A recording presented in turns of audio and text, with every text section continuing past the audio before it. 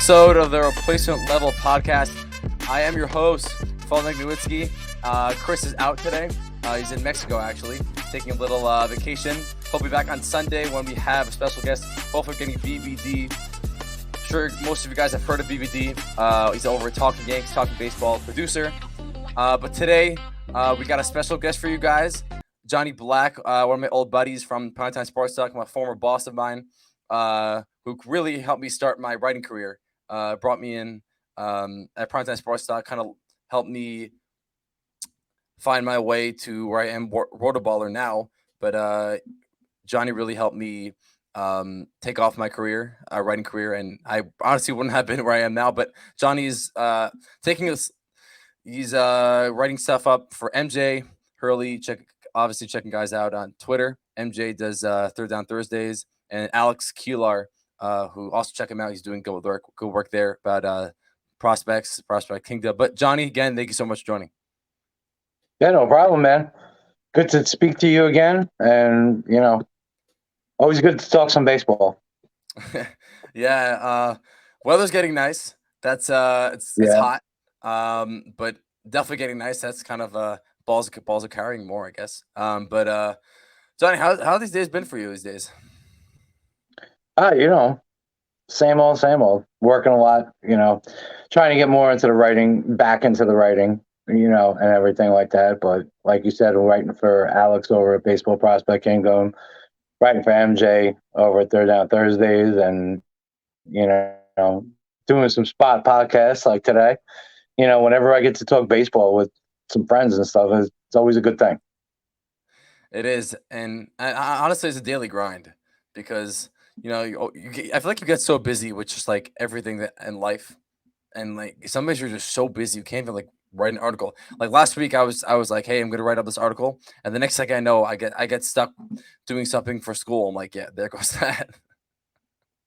Oh yeah, life gets in the way, man. You got to do school. You got to pay the bills. You got to, those There's things always don't something. wait. There's So always yeah, something. There's always it's something always gets in the way. something. It's always something. So yeah. So it's just some light fluff for light topics for you guys. Aaron Hicks leaves the Yankees and goes to Baltimore, gets some facial hair. Aaron Hicks, okay. Obviously, breaking those Yankees rules, getting some facial hair, and okay, I'll take that. Goes 2 for 2 in his debut. Actually left the game with muscle cramps, but that's something to know. Aaron Hicks, maybe he can go off in Baltimore. Good for him. I'll give him some credit. Kevin Kiermaier today. I don't know if you guys saw that, but Kevin Kiermaier dives out, puts his body on the line, full out dive, robbing Andrew Monasterio of an extra base hit. I think that could be catch of the year, Johnny. Yeah, that was ridiculous. Kiermaier, 33 years old. The dude is still probably the best center fielder defensively in the league. I mean, I'm a Twins fan. I love Byron Buxton, but I'd have to put Kiermaier up there easily. Probably the best defensive center fielder I've seen in the past 20 years. It's hilarious. You got Incredible. you got younger guys who can play better defense than him, and he, like you said, he's 33, and he's playing better defense than guys even younger than him. It's very impressive, and he's hitting. He's hitting also. So the bat's going, defense diving out, making plays. Nothing else to ask for, honestly. Yeah, the baseball player. And he's one of my guys I have ready for later. So I think we're even in that one. Okay, so next, just some Yankees notes for you guys. Huge series win against a top heavy Seattle pitching staff. The third game was a bit of a toughie. 1-0 loss. Schmidt was very impressive through 5 2/3 of shutout ball, but the offense just couldn't get going. They just didn't put the ball in play at all. They kind of just failed to put runners on base. The offense just really didn't get going. And now for Schmidt, he's allowed just 3 runs over his past 3 starts. That's kind of a promising something, a little, maybe a spark in there for Clark Schmidt, because everyone knows that his stuff does have lights out stuff, but it's just about the placement and, getting that fastball in the right spot.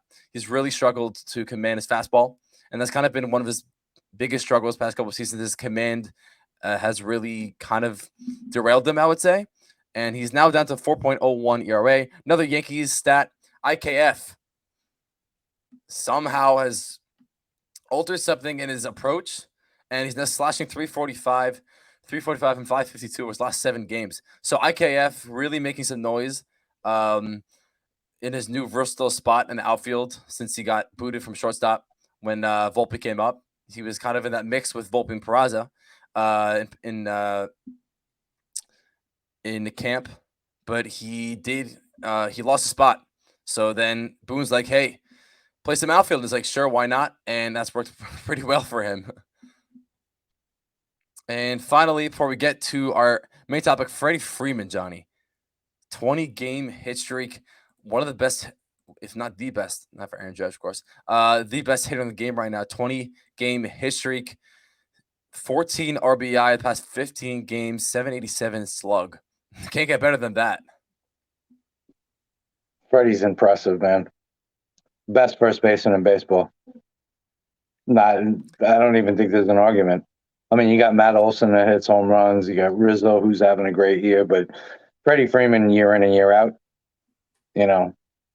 just puts the bat on the ball, hits it hard. And once you, there's nothing else to it. Once you include, what he can do on the field, and obviously his bat is just all around. Well, we talked about analytics earlier, and it's like, like I said, Freddie just hits the ball hard, puts the ball in play. That's what you're supposed to do. And, when you do it consistently, you get consistent results like Freeman does. Now, 20-game hitting streak, that's impressive, man. It's impressive. And I hope he keeps it going. Be interesting to see when if he gets to 30, even 40. If he can get to 40, then there's going to be talk. Yeah, because breaking at 56 is a long time. That's 2 months, man. That's a long time. Yeah, I feel like there's another aspect to it. Like I just at first base in general, I feel like it's either it depends on the team, depends on the depth. But I feel like for your average team, like your average team that doesn't have like a designated first baseman, you're kind of it's kind of a platoon spot for you. So for I don't know, for your average team, like I said, doesn't have your first baseman, you're not really picking one player that's saying, hey, we're going to give him 70 games at first. You're going to give him 30, throw out a couple 30 games. It's like a second DH spot. Right. But and then like it's that's why it's like it's a tough position, because either you're really good at it and you stick there your entire career, or it's like, hey, I don't really have a designated spot. I'll hop around from spot to spot, but I'll get some games at first. But it's for Freddie Freeman, guys like Freddie Freeman, Matt Olson, like you're saying, Rizzo, those guys played very well defensively, and that kind of like that factors in, because that says like, hey, I can play there all year. I can DH first base, but play me first base. That's where I play best. Yeah, they're right. First base has become kind of like a second DH spot on a lot of teams, because if you don't have a first baseman that's going to really hit, then you just throw someone there, and that to get him in the lineup. As far as platoon goes, like you said, maybe it's your backup catcher that you throw over there because he's a right-handed hitter, and you got a lefty coming in, or whatever it may be, But a lot of teams do that. And you don't need to be too skilled. If you play catcher, you already have the attributes. You can scoop. I mean, you can catch hard throws. It's not like I don't think it's a very difficult position. You could be good at it. Like I said, you have guys like Freddie Freeman. You guys have Rizzo who can scoop it well. But if you can pick it, there's no reason why you can't get some games at first. Yeah, definitely. I mean, certain guys are set at first base, but I think if you go down the major league roster, I mean, aside from guys like you said, like Freeman, Rizzo, Goldschmidt, and St. Louis, guys who are set at that position, there are a bunch of teams that kind of move guys around, and they'll throw someone at first base, move him over to third. He's got a decent arm. A lot of times you play either corner, But yeah, first base is kind of a lost art defensively too. Well, you know what happened Yeah, is like no one bunts anymore. So first base, that's true. that was a large part of a first baseman's responsibility was playing a bunt. And no one bunts anymore. So it takes away a large part of the value defensively of a first baseman. Now it's basically just the first baseman saves the infield errors, Yeah. you know. But back in the 80s, 90s, when people were bunting, guys like Keith Hernandez, Don Mattingly, like, charged the bunt that actually played the position. Their defensive ability was way more than is given credit for. Because now And everyone looks at it like, oh, first basemen don't do much. Well, back then they did. Now they don't do as much, but back then they did. if you have a heavy righty lineup, that usually comes with less less freaking ground balls to the right side, left side. Right. But so that kind of means like, hey, you're just catch the ball, pick it once in a while. Otherwise, you're kind of just standing there and you're not really making much plays. But if you got a couple lefties in there, you can get a couple ground balls. But yeah, I feel like first baseman's kind of been, a lesser valuable defensive position. Like you said, it's coming more of like a second DH. And guys who play first base are most likely to give DH 50-40 games throughout the season because Yeah. you can put anyone in first place who's versatile and can play every position. So you might as well just give a guy a day off, let him hit, give him 4 or 5 at bats, and give him a day off of the field. Yeah. Yeah. That's the way a lot of teams are looking at it now. Yeah. Okay. So on to our main discussion of the day. Johnny, we discussed it before. The top 10 most underrated players, 5 from the AL East and 5 from the NL East. So, Johnny, I'm going to hit you with my first from the AL East. Obviously, my Yanks are going to go first. This guy's currently on the 15-day IL. He's a scary injury in 2019. I'm sure you remember when he got hit by that foul ball, hit his jaw, Mm. and he had underwent 8 surgeries to repair his jaw after being hit by Kumberger in 2019. But he's hopefully coming back the next couple weeks. Got a report. Saw a report from Boone that he's making progress. Hopefully, be back in the next couple weeks. Not the LA series this weekend, but maybe Chicago. Probably not, but maybe late next week. But Hamilton has really been just electric out of the pen. He's thrown 22 innings for the Yanks, 30 Ks, 9 walks, just 3 earned runs. He has a 1.23 ERA. He's only made 16 appearances. I mean, he did, like I said, he did hit the IL. So, he's obviously didn't make. I don't think he's qualified because he didn't make 20. He didn't make 20 appearances, but when he comes back, he's pitching phenomenally. And obviously the Yankees do have a sub 3 ERA bullpen wise, and they've been the best bullpen in baseball. But he's been a big part of it. You got it, Marinaccio. Like I said, last episode, Marinaccio is struggling. He obviously gave up a deuce walk-off hit last night to Raleigh. Wandy's been lights out all year. You've got Clay Holmes is sort of picking it up. Alberto Abreu's been really middling all year. So, a guy like Ian Hamilton, who really had a rough career up until now, and it's good to see a guy who really had a rough time and underwent some serious and critical surgeries, and now he's throwing on the mound. It's just a cool stat. Yeah, I agree. I'm going with another bullpen guy, and a guy you didn't. After going through all those bullpen guys, you didn't even mention him, Michael King.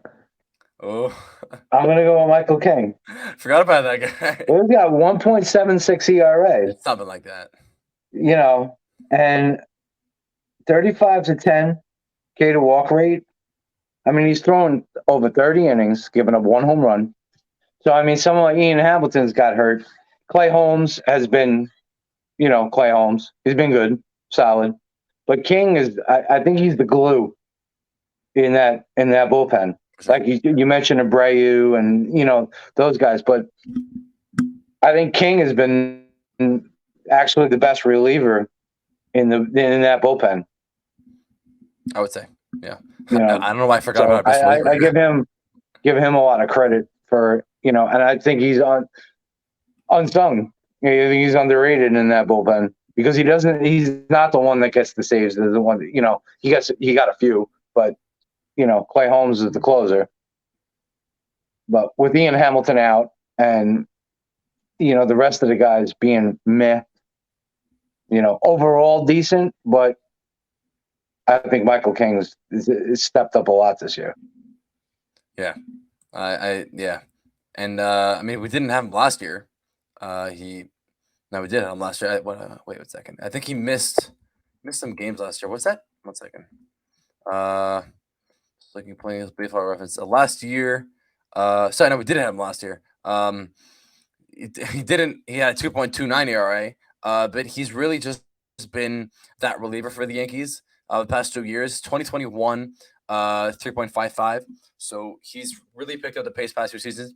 Obviously, Matt Blake is known as one of the more skilled pitching coaches in the game. Yeah, he's good. He's really good. He's really, really good. I really love him, honestly. I think he's really someone to.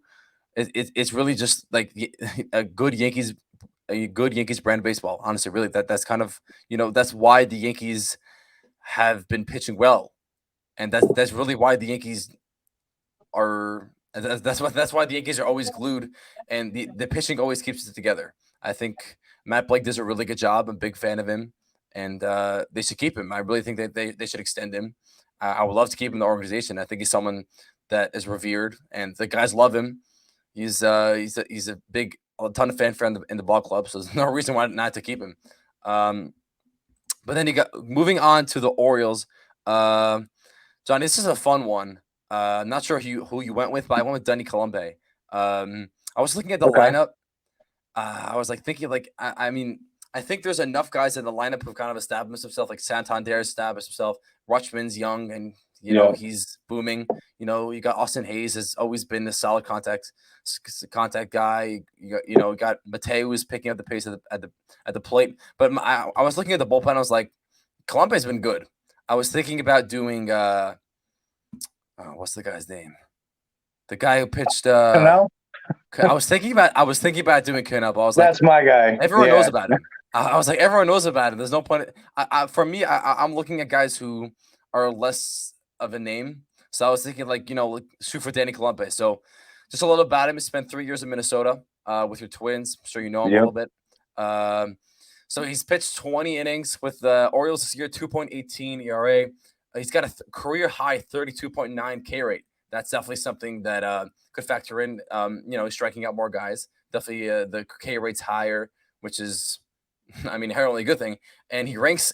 This is a big stat. He ranks in the 90th percentile or higher in 7 different categories: average exit velo, K rate, expected batting average, chase, hard hit rate, expected slug, expected ERA, expected weighted on base average. So all of his numbers are up.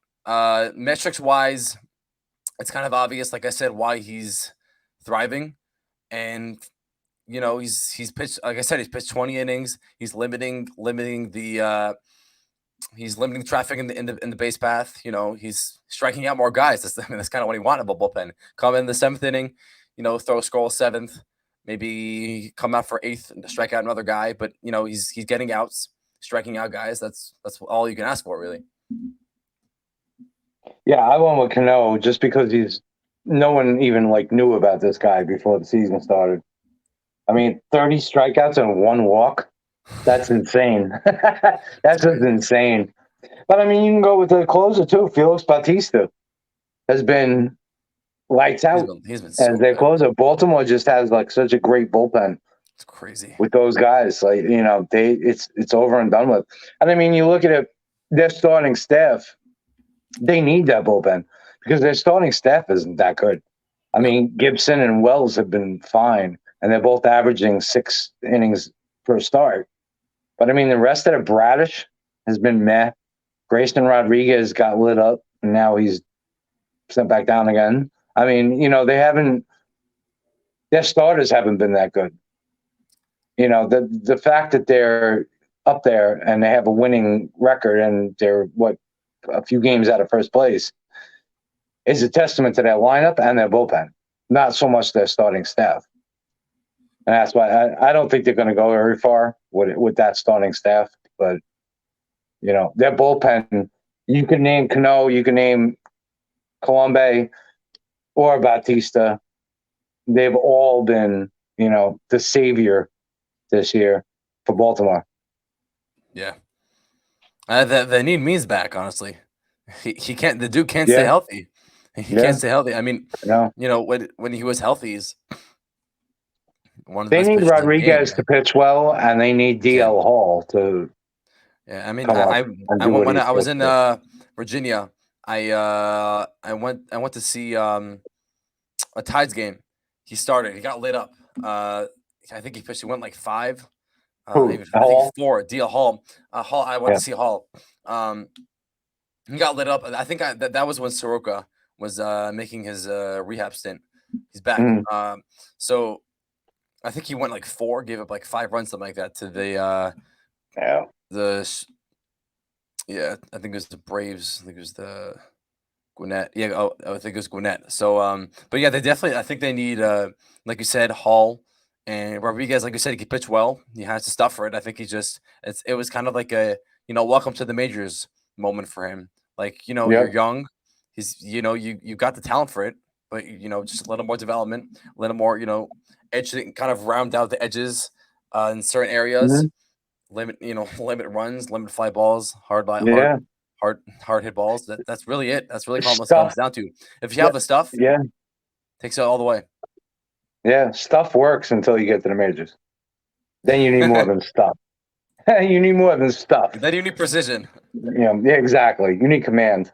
And if you don't have command, if you have command of your stuff, then you're fine. But that's what happened with Hunter Green last year. That's exactly what happened with Hunter Green. He came up throwing 100, just throwing 100 right down the middle. Guys can hit 100. If you're throwing 100, meatball 100 right down the middle, give up. I don't know, any guy in the major leagues who hits home runs can hit that. It's going to go out at one point. So, I mean, he's done a better job this year of commanding that. He's throwing it better than he did last year. I think he's commanding it better. He's definitely limiting the home runs. He gave up a short amount of home runs last year, but that's, like you said, it's more than just stuff when it comes to majors. So Blue Jays, we think we both mentioned this before, but we got Kiermaier. Not a bad pick, honestly. He's had hip issues last year, and which put him out for the season. Had hip surgery, kind of derailed him last year. But he's always been revered as a plus fielder. He has good attributes in the field. Like I said, like the play he made in the outfield side, that was absurd. But he's a career 723 OPS hitter. His numbers this season, he's made 144 at bats, slashing 311, 346, 356, 507. He's got an 863 OPS and 144 WC plus. And I was looking at his fan graphs. I think the biggest change was his strikeout rate. It's down to 18.5. I think it was at 25, 27 last year. And, he's swinging. His swinging choices are definitely better than they've been last year. I think that's kind of what's led to his production at the plate this year. And that, he's hitting the ball. He's not hitting the ball harder, honestly. His barrel rate and hard hit rate is kind of in parallel to past years. But I think overall, he's just making, he's hitting the ball. He's putting the ball in play. And it's coming to fruition because, he's getting on base. He's only got 4 homers, but, he's blooped singles. He's driving the ball and, he's striking out less. So I guess that inherently that just comes with more hits and just more contact overall. Yeah, I had Kiermaier too because he's never been a home run hitter. Like, he's never gotten to 20. I mean, he's always been solid as far as the bat goes, but even the last 3-4 years, he's been horrible hitting. Yeah. And this year came out of nowhere. Maybe you need to change the scenery, but defensively, of course, he's a god in center field. He's one of the best. And this year he's putting the bat to it. I give him a lot of credit. Concentrating on his hitting, like you said, cutting down on a strikeout rate. and just putting the bat on the ball a little more, good things happen. But Even though the hard hit rate and line drive rate you said basically the same, but when you put the bat on the ball more at that same rate, then you're going to have more hits. I was So surprised by the way when he stayed in division. I did not think he would go. He would go to Toronto. I thought he would stay in. I thought he would stay in Tampa. no, I mean, it's well, I wanted to move the AL on. East is pretty loaded. Like if I was Kiermaier, I mean, I would change the scenery. I mean, he obviously the change of scenery helped him. Yeah, But I didn't think he would stay in the AL East. well, it's better hitter Um, park. yeah, Hitter's park. that's true. That's true. I mean, it Okay, so hasn't helped Barshow at all, oh yeah, but for sure. By the way, coming into the year, everyone was he was one of the most valued fantasy yeah, players, and I was thinking like I was looking at all his numbers from last year. I was like, there's no way this dude is having a good fantasy year. Like he all of the numbers are pointing in his direction. They're all pointing up. So I was yeah. like, I was looking at his his numbers, stats, metrics, and everything. I was like, I don't see anything. Everyone is what is hype. Even I'm not saying this just to be like, hey, prove me wrong. I'm just saying from the beginning at the outset of the year, I looked at his numbers. I didn't get anything that stood out to me. He hit home runs. Okay, he has pop. Defensively, like he plays catcher and outfield. Outfield, he can DH also. That's he's versatile. Nice. That's good for any team. Who wants a versatile guy. But I didn't see anything that popped out to me honestly. Well, that's the whole thing with the fantasy community is that he was catcher eligible. And catcher it's such a dearth of production when you get past the top few guys. That Varsho going to Toronto, a hitter's park, and having catcher and outfield eligibility, he could run. So he stole some bases. So I mean, it gives you that. As far as that goes, I saw the value in it, but like you said, I wasn't jumping all over him either. Like I mean, the guy's still just a decent hitter until he shows me that he can hit major league pitching for a whole season. I was like, Yeah. nah, Yeah. but that's why a lot of guys were jumping on him Yeah. is because of the catcher eligibility and the speed, and Right. plus he's batting in Toronto's lineup. When That's you're true. batting with Bichette and Guerrero and Springer and these guys, you got to figure Got you're to hit going to at have some some point. RBIs and runs in there, and Yeah. Got to hit at some point. yeah, If you're you surrounded would by guys figure, who can hit, I mean, yeah, it's only a good thing. yeah, but he So on hasn't to the done anything. Sox. I got Rob Refsnyder. I think the Okay, key for him, he hasn't really got consistent ABs at bat since really coming up. He was a top 5 prospect in the Yankees farm system. Wasn't in the top 100. At least I checked earlier. Wasn't top 100. When he's brought up, he was top 5 in the Yankees farm system. And like I said, he struggled to find consistent at bats. The major league level since he really was brought up, had a nice 30-game stint with the Yankees when he first got called up, but he never really had a full rookie season. And since really joining the Red Sox, he's really found his groove. Through 275 at bats with the Sox past 2 years, he's giving you a little material. Slashing 299, 393, and 457 with an 850 OPS. And like I said, if he continues to put the bat on the ball, and he really could earn him more at bats. And like I said, I think he only has 89, 90 at bats this year, because like the Red Sox do like to platoon him, and they'll throw him in the lineup once in a while. But if he keeps hitting like this, I really think he could earn him a starting spot in the outfield, because he's like I said, he's hitting well. He's great speed, and overall, he's just been a great polished hitter this year. And I think if he continues to come to fruition, I think there's no reason why he can't get some more at bats. yeah, he's definitely been a surprise. I remember when he was a prospect and came up, and it was like, Rob Refsnyder. All right. He was so hyped.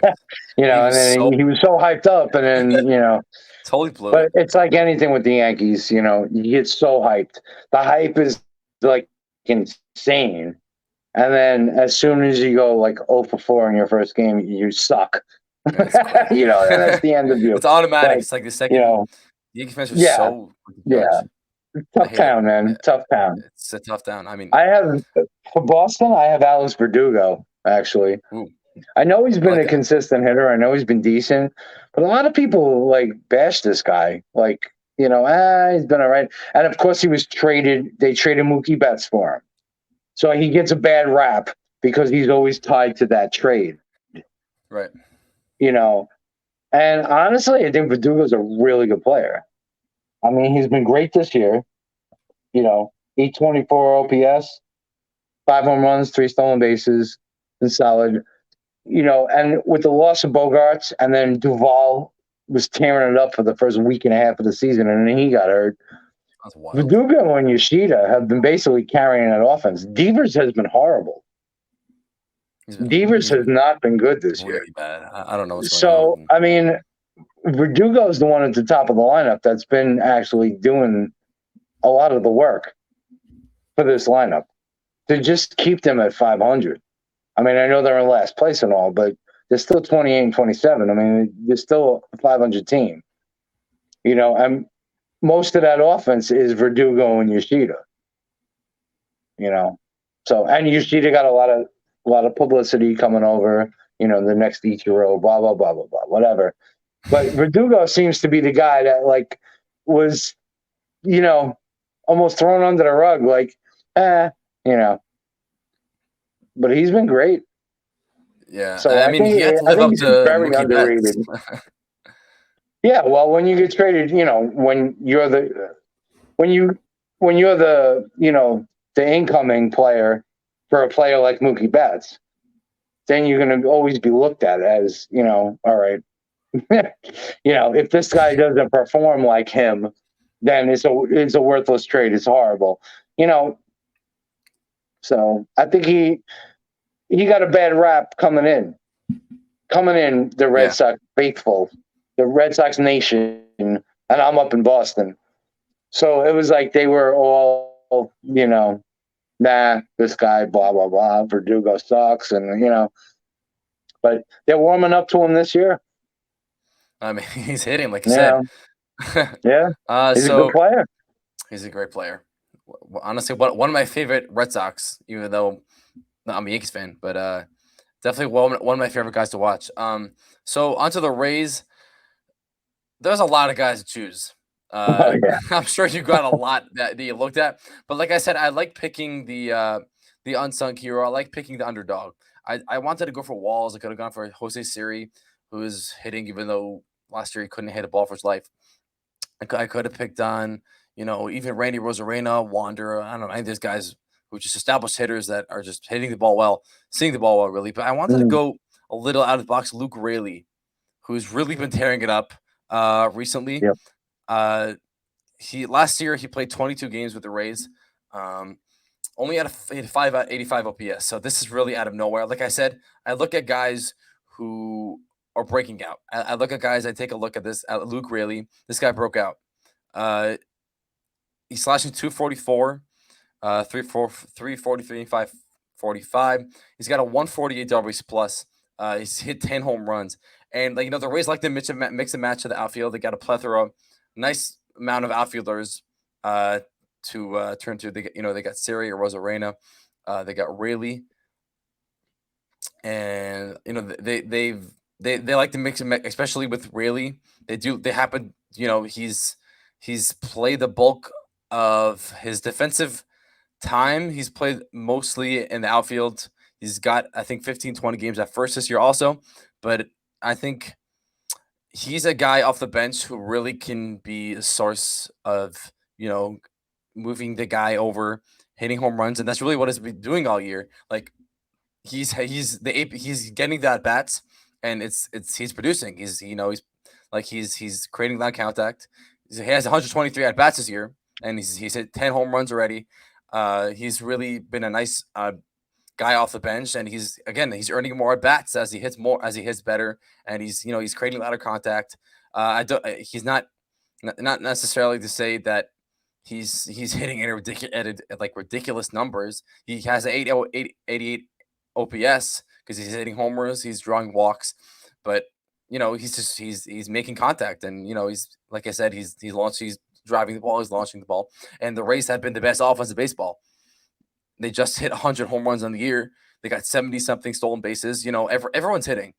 Aside from Brandon Lau, who's again has been struggling a lot. So he kind of needs to pick up pace. But like I said, Siri, Rosarena, Walls, Franco, Bethencourt's even chipping in a little bit. But overall, the Rays have just been playing great brand baseball, and you can't ask for anything better for a small market team who just they bring in lower name guys, and they develop them, they turn them into stars. So the Rays are just I hate to say it because Yankees all the way, but the Rays just play great brand of baseball, and all credit to Kevin Cash and their whole team, honestly. Yeah, the Rays are unbelievable. I mean, Yandy Diaz was one guy that I looked at this year and was like, this guy's got to hit for more power. Because even before this season, I was like, this guy doesn't hit home runs. How doesn't he hit home runs? And all of a sudden this year, he started hitting home runs. But the guy I have is Josh Lowe. This guy came out. I had him pegged for the Rookie of the Year last year, and he struggled out of the gate, got sent down to AAA, and just was struggling. This year, the guy has 11 home runs, 13 stolen bases. He's second on the team in home runs, second on the team in stolen bases, second on the team in OPS. And this guy just came out of, not out of nowhere because he was always a good prospect, but after the struggles last year, this year he's become one of their premier players. So he's the one guy I picked from the Rays. I mean, there's a lot of guys, like you said, Rosarena, Franco. We all know these guys are good. These guys were supposed to be good. Even Yandy Diaz, yes, he's had power this year, but he was always a good hitter. Yeah. Josh Lowe is the one that surprised me to a point. He's overperformed. What was expected, especially since he came up last year and struggled so much. I think this year was his coming out. So that's why I grabbed him. It's translating. Yeah. He's doing what he was supposed to do. He just didn't do it last year. Yeah. And this year it's coming to fruition. Moving on to the NL. We just wrapped up the AL. So the NL, starting off with the Mets. I was going to go with Francisco Alvarez because he did struggle out of the gate last year when he got called out towards the end of the year. But I wanted to take a look at another bullpen guy for the Mets because the Mets bullpen has struggled a lot this year. They obviously lost Edwin Diaz. Dave Robertson has stepped up tremendously, but we've always known him as one of the higher end relievers in the game. From the Yankees, White Sox, Cubs, all those teams. He's always been, one of the more valued relievers in the game. So I wanted to go with Brooks Raley, who was really just a reclamation project for the Rays. Again, it's another great work by the Rays and their pitching coaches, and just overall the Rays did a great job developing him. I mean, he's been on the IL since April 28th with elbow inflammation, but before that, 18 and third innings, 2.95 ERA, 20 Ks, 25.6 K rate, and like I said, the Rays really turned his career around. Last year, he had a 2.68 ERA with the Rays, and the Mets picked him up, and the Mets brought him in to be the lefty because he is the only lefty, staying as a lefty, but he's been the only lefty for the Mets in their bullpen. So he's been really good, and once he comes back, he did, I think a couple weeks ago he played. I think he had a re-up start, and I think he made an appearance in Double-A. I think he's coming back, but he's been a great arm for the Mets. Really, like I said, he's been their lefty, and he's been the guy to turn to. He's getting outs, he's doing the dirty work, and it's coming to fruition. So he's a guy that the Mets should really keep putting out there because he's doing the job. Yeah, Brooks Raley. I went with David Robinson, but Brooks Raley is one I was looking at too. David Robinson only because the guy's 38 years old and he's still getting this done. And he wasn't even supposed to be the closer. I mean, yeah, when Diaz got hurt, with the patella tendon when he was celebrating with Dominican Republic in the WBC, and Ottavino was meh.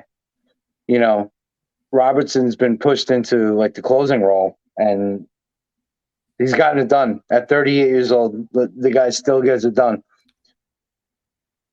So I thought he definitely deserved like an underrated, because he wasn't supposed to be the hero.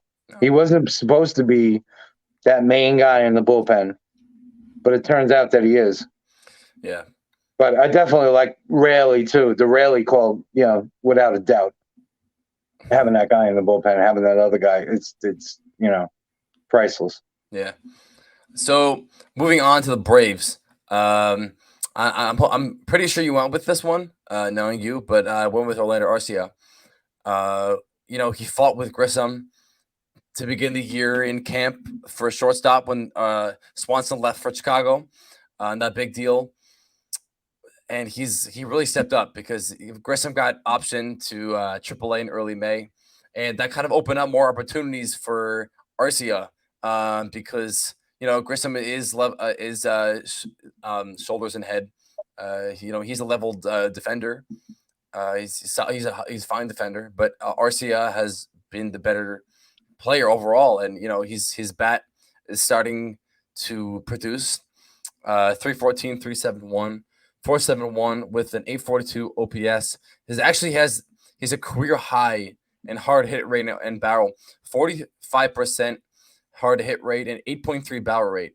So that kind of shows you that he's just creating a lot of contact and he's driving the ball. He made some sort of alteration in his approach, and he's making good contact. He's moving through. He keeps moving the chains, and he's putting plating runs.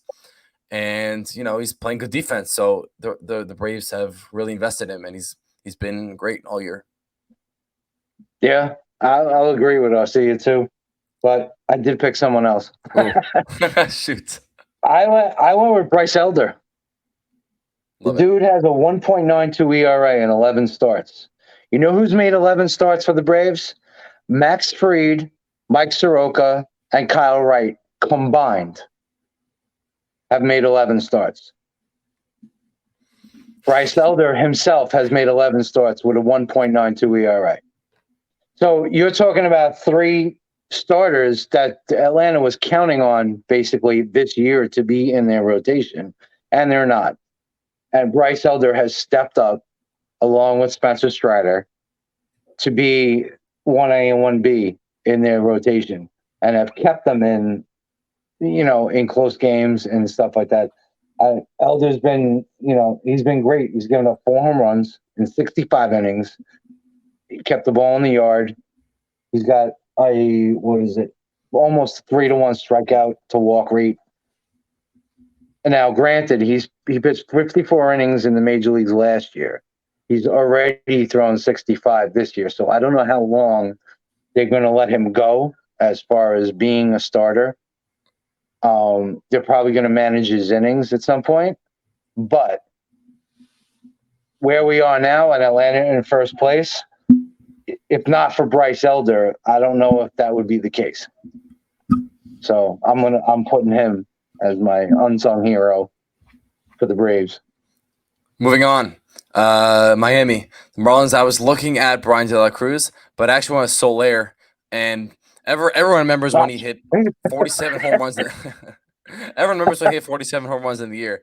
But he's really just this year, and since that 47 home run year, where he played every single game and led the majors in strikeouts. Actually, I think it was like 2 or something strikeouts. He hit 47 home runs that year, 2019 with the Royals. But really, since then he hasn't eclipsed 30 plus home runs. He did hit 27 home runs the following year, but since the 2019 year, he hasn't hit 30 plus home runs, and he's already on pace to hit way more than 30 home runs. He has 17 right now. He's tied for third in the majors behind Pete, who has 20. Judge has 18. Um, he has 879 OPS, 35 RPI.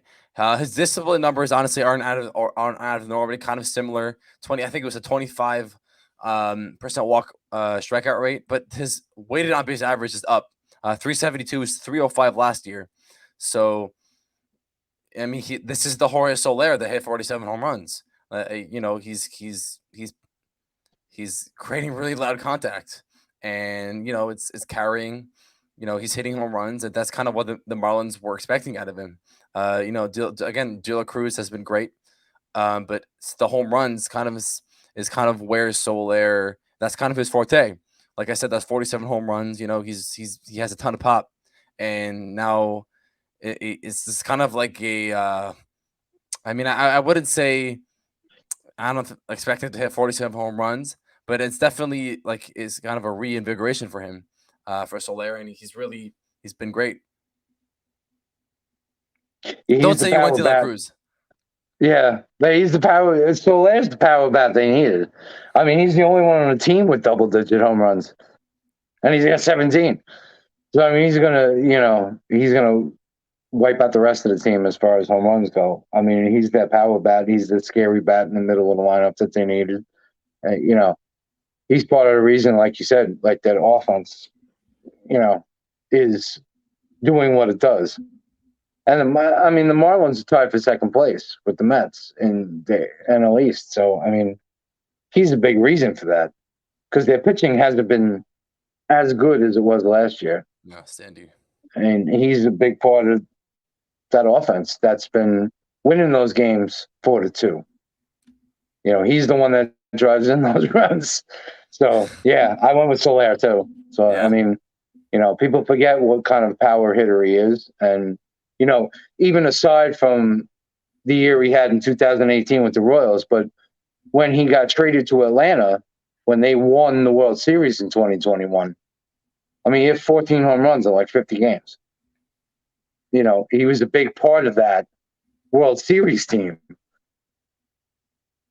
So, yeah, I went with him too. Just for the Phillies, this is actually a fun one. I was looking at their bullpen. Obviously, Bryson Stott's out there. He's having kind of a breakout year, but he's sort of cooled down to the plate. But I want that this is actually fun one. Andrew Vasquez. He's been really good for the Phillies. He's pitched 25 innings. He's 1.42 ERA. Those 22 strikeouts. He's played for 5 teams in his career. He's a young guy. He's a 20%, only got a 20% strikeout rate. But I think the key for his success this year is really just he lowered his line drive rate and he's inducing more ground balls and more fly balls, and that's kind of why he's limiting line drives. He's closing out the gaps. He's not allowing too many extra base hits, and he's striking out more batters. And he's had a pretty bumpy career, but settling in the Phillies bullpen that really stocked up on relievers this year that honestly hasn't panned out for them too well. Kimball's been Gregory Soto hasn't been the Gregory Soto who had 30 saves last year. Yeah, something like that. But Vasquez has really come out of nowhere. No one expected him to do it. No one. I don't think anyone expected him to be on the map this year, but he's really made a nice contribution. And Stott as well. I think that would have been my second pick if I didn't pick him. But Stott has coming out of the gate this year. I just expected him to have similar numbers than last year. He's a great defender. Inherently, he's really just a good defender coming up. But his bat really never popped since the past couple of months. He's like I said, he's cooled down past couple of weeks. But overall, he's been a great hitter. That would have been my second option probably. Well, there you go. That was my options. Bryson Stott, that's who I picked. I mean, he's been leading off for them. He's still young. And the fact that he was thrown into like the playoffs and all that stuff last year in his first big league try. Yeah, I mean, his first season in the big leagues, playing shortstop. And then this year they told him, we're signing Trey Turner, so you're moving to second. All right, no problem. So he moved over to second and hitting 290, leading off. You know, he's been fine. 8 home runs, 5 stolen bases. He's solid. He's going to be double-digit guy in both those categories. And, like you said, solid defender. Anytime a natural shortstop moves over to second base, they're going to be, excellent with the glove. Yeah. So, but yeah, you mentioned Stott, so he was my guy. Stealing your thunder. Especially since he's been producing. Harper was out from the beginning of the year. Right. Schwarber did. I know Schwarber is a home run guy and everything, but the dude's still hitting 168. I'm not a fan of Schwarber. I'm really not a fan of Schwarber. He's really pushing the envelope here. He's in like Gallo level. It's great. It's crazy. And Gallo's hitting better than him. Well, yeah, Gallo's hitting homers and hitting better than Schwarber. Level. Yeah, last year, Yankees Gallo level. Yeah, I used to be a fan of Schwarber, but at this point, it's either just home run or not. It's all or nothing because it's either he just strikes out or hits a home run, and he's not hitting as many home runs this year as he did last year. And he's definitely not at this rate. He's not on a pace to where any closer rate in the many home runs he hit last year, and that's all he does. He's not in shape. He's not athletic. He doesn't run. He doesn't field. He doesn't do all or anything. none. Yeah, that's it. All right. So last team, Nats. Before we turn this thing off for the night, Nationals. To be honest, the Nationals are a tough team because their lineup, there's no one who really stands out, honestly. Obviously, you got Meneses, but, we all know last year he went into this crazy streak. Candelario's been okay. I'd take a nice, strong look at Cable Ruiz because I definitely think he's really improved his game and he's definitely jumped the catcher power rankings. He's young. And they're a young team. I'm not going to deny that. CJ Abrams is picking up the pace, but my guy was Cart Edwards Jr., who's his best years were with Chicago, 2017, 2018. But this year he's been really good. 23 innings and 2/3, 2.66 ERA. And I would say he really struggled since he came up to Washington. Past 2 years he's been great. And I don't know, he's just been a really good, reliable bullpen guy to turn to, and he's eating up innings. Like I said, he has those 23 innings, and he's just been really reliable, and he's throwing the ball well, and that's all we really ask for, honestly. You love your bullpen guys. I love the bullpen guys. I went with Lane Thomas. Love it. He's kind of been like a reject. He was a reject from St. Louis. I think he started out with the Dodgers, but let me look that up. Yeah, he leads off of them. Few home runs, few stolen bases. He's got 796 OPS. He started with the Blue Jays. They really with the Blue Jays. They drafted him in 2014. Wow. Almost 10 years ago. That's crazy. Wow, that's crazy. But that was a young dude. I thought he was younger. What is he? Is he 30? Yeah, look at him now. Wow. Yeah. I don't know. But like I said, he's leading off of them. Washington doesn't have much to offer. They're not a very good team, but they're, like you said, they're young. They got some solid guys. I love Kyber Ruiz. I love him as a catcher. I think he's going to, he's going to be a real good player going forward. He's just going to get better and better. But, Lane Thomas is my pick. I think he's been the best player on the team this year. Yeah.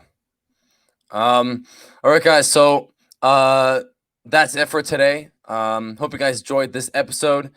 Johnny, again, thanks so much for joining. Yeah, anytime, man. Let me know. Definitely gonna. I'll try to get better lighting. This is so dark. No, it's all good. I realized, I was like, totally fine. I saw you find the whole episode. But hopefully we'll get you on with Chris, and maybe we'll. I texted Alex, reached out to Alex. I think he's busy, but he said he asked what time. Hopefully we'll get him on you hopefully get Chris back and Alex for an episode. Yeah. Talk some more baseball. But again, always great to have you back on. And hope you guys enjoy this episode. Check it out again.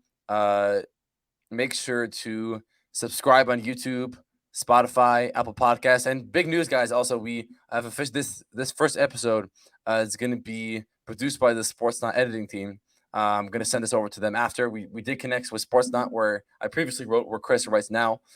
So their team is going to take care of this. Have some good graphics and fun stuff for you guys. Again, hope you enjoyed this episode. Share it with your friends. Make sure, I don't know, give it a like, give it a follow, and take care, guys.